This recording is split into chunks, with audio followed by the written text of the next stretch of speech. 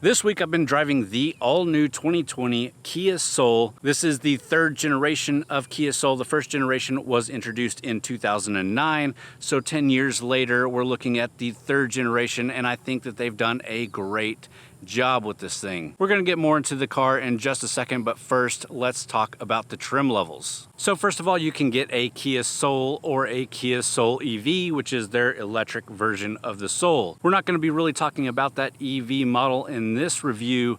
We're talking about the gasoline models, which comes in 6 different trims. The base trim is an LX, and then you bump up to the S, and then you can get into the GT line, which is Kia's more performance-oriented Soul, and then you get the X line, which is the more kind of off-roady adventure type Kia Soul. And then you have the EX, which is the more kind of top of the line luxury tech features that you get in the Soul. But the very top of the line is what we're driving here, the GT line Turbo. Obviously, turbo means that we've got a turbocharged engine under the hood, which we'll get into in just a second. But this is the only trim level offered with that turbocharged engine. So before we get any deeper into the engine and what's in this car, let's take a look at what's outside of this car. Let's take a look at the exterior.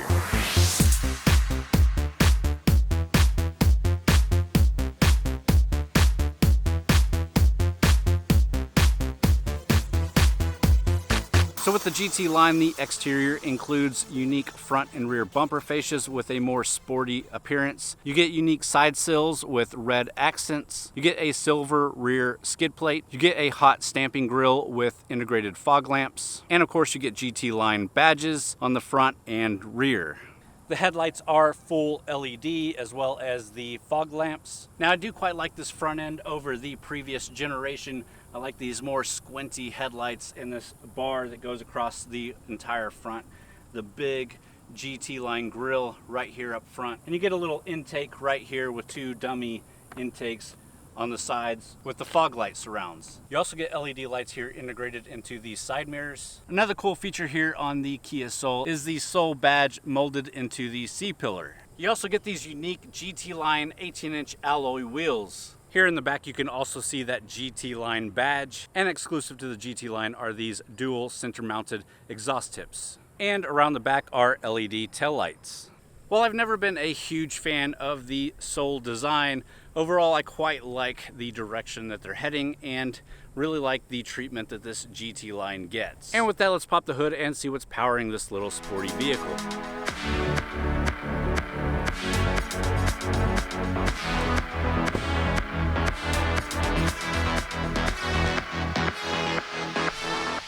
So under the hood here, we do have a turbocharged engine, just like the name suggests. It is a 1.6 liter turbocharged 4-cylinder engine. That's pushing 201 horsepower and 195 foot-pounds of torque, and is matched up to a 7-speed dual clutch automatic transmission. Now, like I said, this is the only trim level that comes with that turbocharged engine. All the other trim levels get the base 2-liter naturally aspirated 4-cylinder engine. This engine produces 147 horsepower, 132 foot-pounds of torque, and is mated to an intelligent variable transmission, basically a CVT. All right, and with that, let's check out the hatch, see what this thing can haul, and then we'll move into the interior. So first of all, you do get an increased tailgate opening for more usable space in the new Kia Soul. You do have a dual level cargo board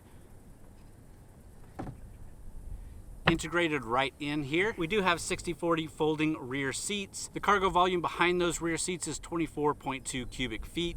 And with those rear seats folded down, you get 62.1 cubic feet of storage space. Overall, throughout my week, we didn't have any problems with storage. We did shopping. We had seats in here for the kids' games, and I can fit all my camera equipment with no issues. Really plenty of room. And I always like these extra boards. Sometimes they're a little too flimsy to put anything on, but this one's pretty solid.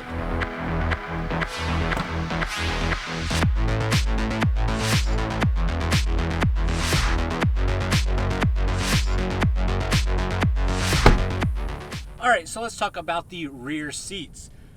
You do get a lot of room in this Kia Soul in the rear seats. I'm 6'1", and this is basically my same position here, but I got plenty of knee room, plenty of headroom, and shoulder room is pretty decent too. If you've got 2 adults, 3 adults might be a bit much, but 3 kids fit back here just fine. As a matter of fact, we had a couple of football games for the kids that were over an hour drive, and they all fit back here just fine for the hour drive, no complaints. It all worked out pretty well. And you'll also get a USB plug back here for the kids, which is always great to keep their devices charged. But enough of being back here, let's jump into the front seat and check out the whole of the interior.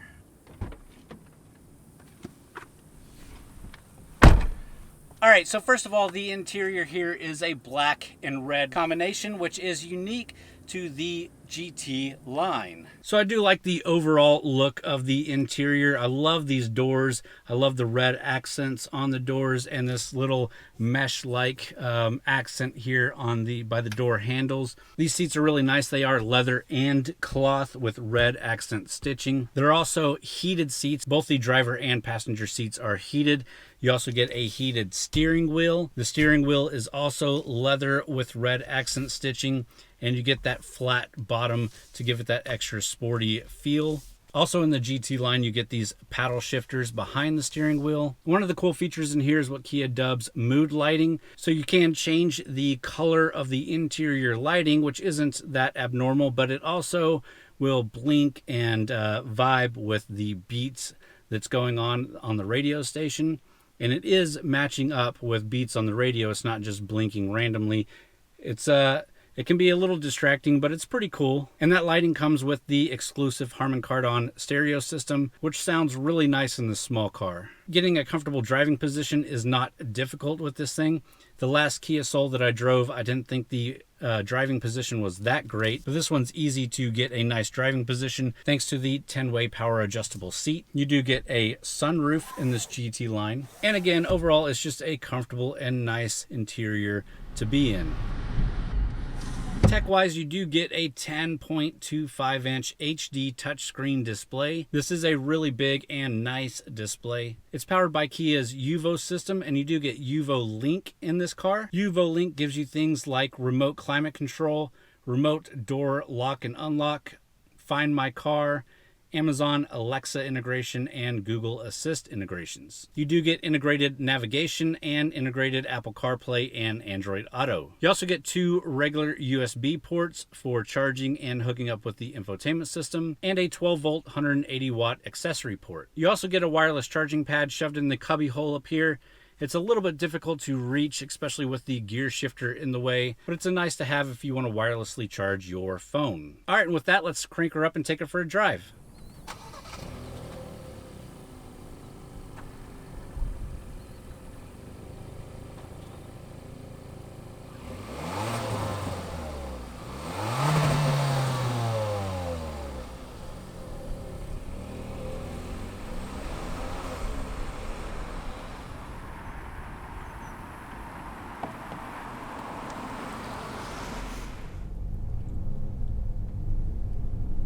So one of the things you get with the GT line are separate driving modes. You get a normal mode and a sport mode. Obviously that sport mode is going to remap a little bit of the intake, the transmission, and the engine mapping to give you a little bit more sporty of a feel.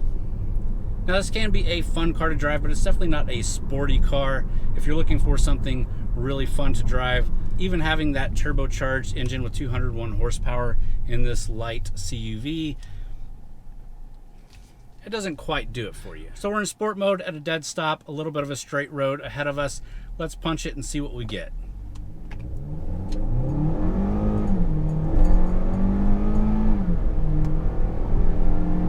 That's 60. So a lot of noise. So quite a bit of noise and a little bit of push, but not much. You do get some decent turbo lag there, but what are you going to do with a 1.6 liter turbocharged engine? You do get a lot of niceties to make this a better and nicer car to drive. You have this little flip up heads up display, and obviously we've seen this done in many different cars like the Mazdas and some other vehicles. It's decent. My biggest issue with the pop-up heads-up display, instead of it being displayed on the windshield itself, is that it's a little bit too low, especially for me being taller up. You can adjust the height of it a little bit with some controls in the settings, but it basically sits on top of the hood, and not out in front of you on the street, so you still have to take your eyes off the road and look down, just not down as far as looking all the way to the instrument cluster. Some other nice features that you get include a smart radar cruise control system. That's always nice on long road trips where you just want to relax. You set your cruise control, you set the radar to the car in front of you, and you just cruise. You get safety features like blind spot monitoring, a forward collision alert system, a lane keep assist system, and a rear view monitor with parking guides. Fuel economy for this one with the 1.6 liter turbocharged engine is 27 miles per gallon city, 32 highway, and a combined of 29. We're averaging 28.6, so that 29 combined is a pretty good stat. And again, this is a very comfortable, nice cruising car. You get a lot of this tech and a lot of these safety features at a really good price. Speaking of price, let's jump into that right now. All right, so price. The base price for a base Kia Soul is $17,490. The base price for the GT Line Turbo is $27,490. Our review model, the one that we're in right now, has an MSRP of $28,710, and that's only adding carpeted floor mats, a cargo tray, and the destination charge. So I do think that is really good value for everything that you get here. It is pushing almost $30,000 for a Kia Soul, but it is a pretty nice vehicle, and if you like the style, you like the size, but you want to be in a comfortable and nice driving vehicle, it's pretty good. Things that you might compare this with are things like the Nissan Kicks, which we drove last week. I would definitely say this thing kicks the crap out of that Nissan Kicks. You can just tell that Kia puts a lot more attention to detail in their vehicles. If you didn't see the review, I thought the Kicks was a pretty decent vehicle as well, but this thing hits a lot more marks than that did. You could also look at the Honda HR-V, which is a pretty decent vehicle in its own right, but again, not kind of my favorite in the segment. One of my favorite cars in the segment is something that shares this platform. That's the new Hyundai Kona. I've driven pretty much every iteration of that Kona, and every single trim level has impressed me. So if I'm shopping in this segment, I would definitely get a Kona, but I do like the quirkiness and how much different the Kia Soul is than everything else in the market. And if you like the looks and you're looking for something this size, I would definitely recommend it.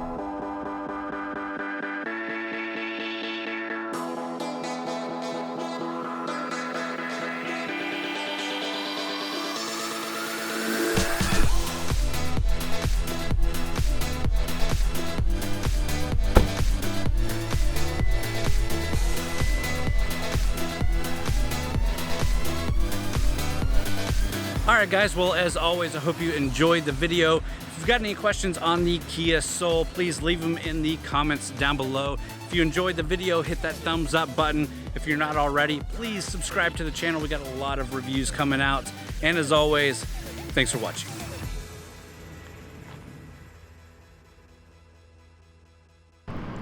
Alright guys, thanks for sticking around this far into the video.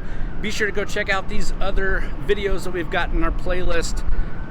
And thanks for watching.